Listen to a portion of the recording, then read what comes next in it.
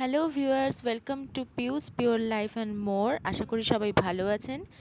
একটা cooking blog নিয়ে চলে এসেছি, চিলি বেবিকর্ন। ভিডিওটা প্রথম থেকে শেষ অবধি দেখো।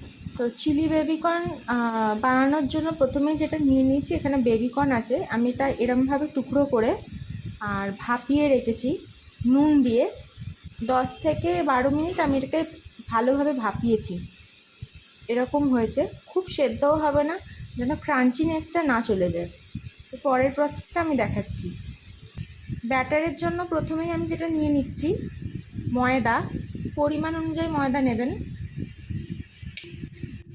4 চামচ আমি ময়দা এখানে ইউজ করলাম। এখানে 2 চামচ রেড চিলি পাউডার আছে, এটাকে জল দিয়ে গুলে নেওয়া হচ্ছে।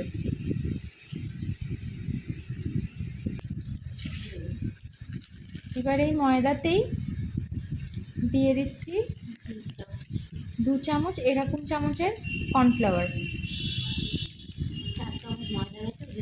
4 চামচ ময়দার সাথে 2 চামচ কর্নফ্লাওয়ার। কেন পরিমাণ সবসময় বুঝে দেওয়া উচিত, কারোর কম থাকে কারোর বেশি থাকে। আমার যেমন পরিমাণটা অনেকটাই, সেই অর্থে সেরকম জিনিসই নেওয়া হয়েছে। এবার এতে অ্যাড করা হচ্ছে নুন,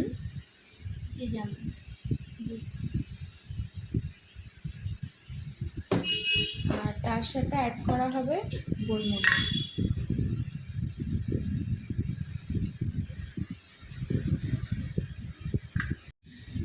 ওই ব্যাটারটাতে একটু সামান্য পরিমাণ জল দেওয়ার পর এটাকে বেবিকর্নটাকে এর সাথে মিক্সড করে এবার এতে দিয়ে দিচ্ছি আদা রসুনের পেস্ট। হ্যাঁ, আমরা রেডিমেড ইউজ করেছি। দিয়ে দাও, এটুকু তো হবে। হ্যাঁ রে বাবা, কত আদা রসুন খাবে?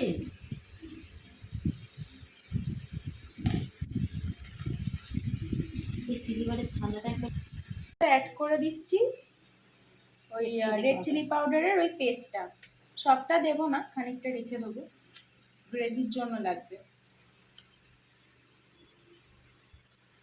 ভালো করে হালকা হাতে মিক্সড করে নিতে হবে। আর এদিকে আমি কড়াইতে তেলটা বসিয়ে দিয়েছি। আমি সাদা তেল নিয়েছি, সাদা তেলেই ন্যাচারালি পকোড়া ভাজা হয়। এই মিশ্রণে আমরা একটা ডিম দিয়েছি ফাটিয়ে। চাইলে দিতেও পারেন, নাও দিতে পারেন। আমি দিলাম, এবার দেখা যাক তেলটা কিরকম হয়। তেলটা ভালো করে গরম হবে, তারপর আমরা একটা একটা করে ছাড়বো। তেলটা গরম হয়ে গেছে, এবার একটা ছেড়ে দেখি কিরকম হয়েছে। একদম পারফেক্ট। একটু লাল লাল করে ভেজে নেবো, আমি ভেজে দেখাচ্ছি।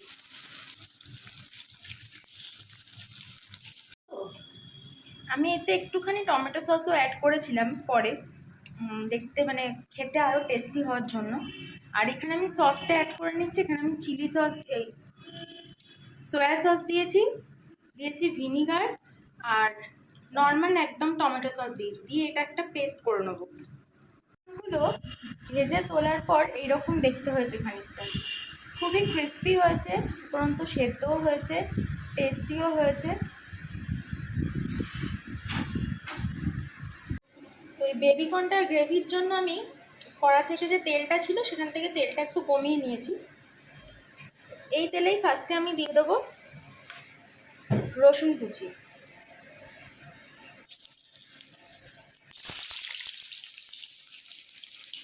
গ্যাসটার ফ্লেমটা একটু আস্তে করে দেবো।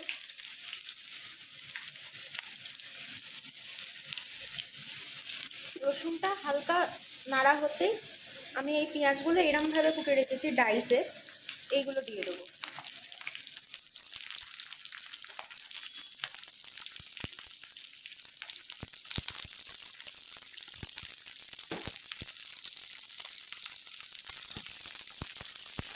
ভালো করে মিক্স করে নেবো। এর মাঝখানে আমি 3টে এরকম কাঁচা লঙ্কা চিড়ে অ্যাড করেছি, আর একটু মরিচ দিয়ে দিয়েছি, গোলমরিচ। ঝালটা সম্পূর্ণ আপনাদের মতো, বাট গোলমরিচটা চেষ্টা করবেন অ্যাড করতে, না হলে ঠিক চাইনিজ ফ্লেভারটা আসে না।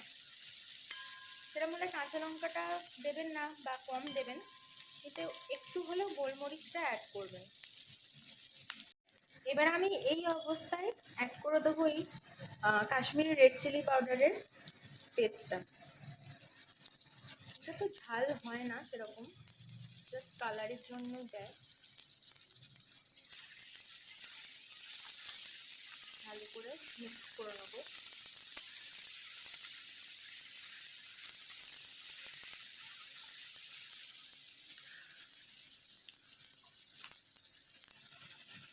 Just look at the colour. আর স্মেল তো ব্যাপক ছাড়ছে। এবার আমি যে সসটা করে রেখেছিলাম, সয়া সস, ভিনিগার আর টমেটো সস, আমি একটু করে অ্যাড করব, সবটা একবারে অ্যাড করব না, কেন সয়া সসে নুন থাকে। আমি এগুলোতে নুন দিয়েই, কেন একটু না নুন দিলেও নরম হবে না পেঁয়াজগুলো। আগে আমি একবার চেক করে নেবো, তারপর পুরোটা দেবো। আমি এতে অ্যাড করে দিয়েছি পরিমাণ মতো চিনি, সামান্য চিনি লাগে। আর ওই যে বাটিটাতে আমি গুলেছিলাম ওই ব্যাটারটা, ওই জলটা আমি অ্যাড করে দেবো, দিয়ে আবার করে মিক্স করব। গ্রেভি যে যেরকম খান ওরকমই দেবেন। আমি আরেকটু জল অ্যাড করব, কারণ আমার আরেকটু গ্রেভি লাগবে। আমার চিলি বেবিকর্ন রেডি। বেবিকর্নগুলো অ্যাড করে একটু কর্নফ্লাওয়ার গুলে দিয়েছিলাম ওই বাটিতে যেটা ছিল, ওটার পরও আমার আরেকটু কর্নফ্লাওয়ার লেগেছে। যারা স্টিকি খাবেন তারা সেই বুঝে পরিমাণ অ্যাড করবেন। আর ওপর দিয়ে একটু পেঁয়াজ পাতা ছড়িয়ে দিয়েছি, নুন চিনি নিজেদের মতো। নতুন এই ইজি রেসিপিটা কেমন লাগলো আমাকে জানাতে ভুলবেন না, অবশ্যই বাড়িতে ট্রাই করবেন। আর খুব ভালো হবে খেতে, এটুকু বলতে পারি। যে প্রসেসে করেছি সেই প্রসেসেই করার চেষ্টা করবেন।